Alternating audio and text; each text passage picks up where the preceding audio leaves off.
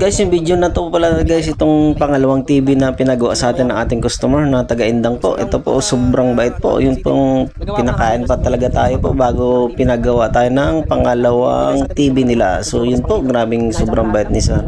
At ay napakabait po dyan ng mga tao ng mga taga-Indang, Alfonso, Silang, Tagaytay. Yun, napakabait yung mga tao dyan. At ay nagpapamerienda pa, minsan may pasalubong pa. Yun, ito na po ang kanilang Samsung po. Wari ko'y tinamaan ito ng kidlat po. Kasi yun nga po, nasira yung kanyang ceramic capacitor which is nagpo-protect sa kanya po. Ito po yung lesson learned po yun sa inyong mga sir. Yun po, may spark po. At ay hugutin po ninyo ang inyong TV po. Kailangan po yun kasi nga po pag nagapangan ng malakas na kidlat yung poste, gagapang po sa loob ng inyong bahay. Yun po ang magpuputok po sa kanya po, ang magpo-protection sa kanya. Kasi po yung TV natin po, walang grounding, dalawang wire lang. So yun, siya naapektuhan halos. Sa ating mga rep, hindi ho halos naapektuhan yan kasi nga po, may grounding yung rep kahit pa paano. So yun po, sa awa ng Diyos po, success tayo. Yung issue pala nito po, sabi nila, in-stock nila ng ng may guhit. So baka natuyo na nga po yung tubig. Ganyan na po nangyari sa kanya screen. Hindi nakasaksak pa rin yung kanilang TV habang kasi nakasabit, parang nakasabit sa wall. So yun, nakasaksak pa rin yung ginapangan ng kidlat. Ayan po, grabing dumi, na-stuck na. Ito po malamang mga sir, mura na lang to sa singilan natin kung kasabaga additional na lang kasi nagawa natin ng maayos yung unang TV nila. So yun, pinasabay na lang din ni sir. Yun, binigyan ko na lang din po ng malaking discount which is mga na lang siguro ito. Mga 25% na lang yung siningil ko sa kanila. Hindi na po nasa ng basa. Yun po, PM na lang po abot sa mga presyuhan. So yun po, sa mga gusto pa pong pagawa po, pagka meron kayo pong isasabay, makakamura po talaga kayo mga sir pag sinabay-sabay nyo po ipagawa. Lalo na pag mga kapitbahay po. So po, nagbibigay rin po ako ng komisyon, kumbaga. Yun nga po So ito, in-adjust din natin ito sa low brightness, low backlight para tumagal pa po yung kanilang TV kahit nasabihin may spot pa. So luckily nga po, nasa taas yung spot, hindi nakaka-epekto masyado sa palabas ng kanilang TV.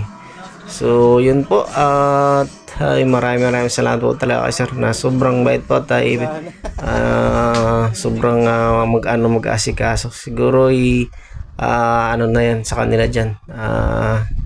Tawag doon na pag-uugali na ng mga tao dyan, mga taga Alfonso, Indang, Silang. Yun po, grabing bait. May pamerienda pa, may pakain pa. Hindi katulad sa mga bandang NCR. Naku po, madalang lang yung taong nagpapakain, lalo pag may kaya-kaya. Naku po, hindi maintindihan po, kahit patubig wala. Tapos ito si sir, pinresyuhan ko sa, nakita niya kasi sa TikTok, tapos pinresyuhan ko siya, hindi na halos tumawad. Tapos yun, napakadali pong kausap, napaka-easy kausap. So yun, another day, another TV na naman po yung nagawa natin, another bahay na naman, another family na naman na nakaiwas-iwas ng gastos ng malaki pagka bumili ng TV.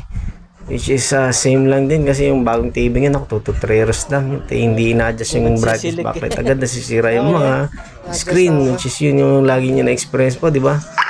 So yun po, dalawa na sa dalawang Samsung, dalawa din sila nag-action sa remote. So yun pauwi na tayo. Yun, God bless na lang po sa atin lahat. Kung ano man yung ginagawa nyo sa buhay, naway mag-success din. Sa mga kapwa ko po technician, naway po mag-success din yung home service ninyo palagi po. Ito po yung pangalalaanan na to. May home service pa tayo dyan. May dadaanan pa tayo sa General Trias Cavite na ulid naman. 65 inches na 120k. So na yung presyo. So na-repair lang natin dyan via repair ng kanilang timing control board. So yun po, pag gusto pa mapali mga ganang videos, gusto pa matuto kung mga sharing is caring, kung mga pinagbabawal pa sa TV o mag DIY man, hopefully makaturo ako kahit paano. So yun, God bless us ulit. So sa gusto po mong buong sabis po, nung sabis na ng buong kalabarson, NCR, tsaka Marilaki. Yun po. Ingat-ingat palagi. God bless us.